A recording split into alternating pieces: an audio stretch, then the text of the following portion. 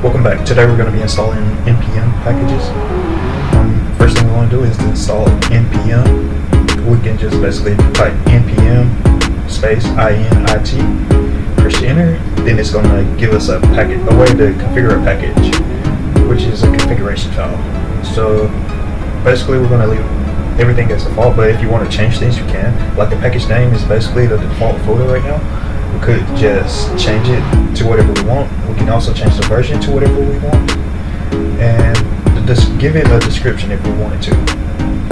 Press enter again, and we're gonna keep pressing enter. We can add everything we can add as it goes, but if you leave it as default, you just press enter all the way through. And you can even name you as the author. And if at the end it asks if this is okay, so you hit yes if this is everything you want.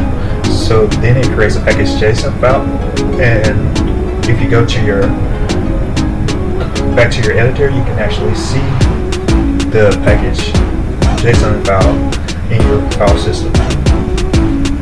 So now it shows everything that we just went through and pressed enter through, but we left everything as default, as you can see here. So the next step is basically we need to get a validator so we can validate information automatically. So basically we just go back to our npmjs.com website and we type in validator in the search package, and we choose the one with the lowercase for string validation and sanitation.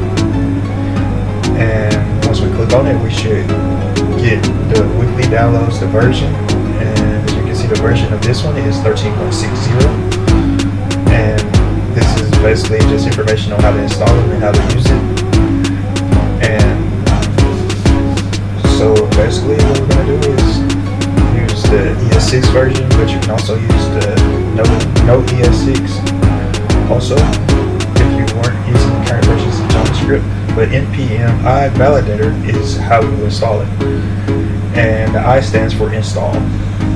Okay, so if we go back to our terminal, just type npm validator, and the current version, we would use an @ symbol before we write the number of the version. So it would be, in this case, npm validator at 13.6.0, and then just press enter. It should set up the validator saying one package added.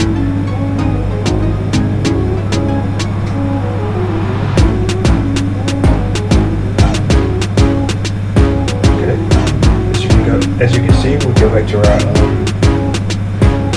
file, go to our code editor, and go to our package JSON file. We should see the validator, where the validator was added and the version that we installed. If you like the video, subscribe, like, comment, and see you next time.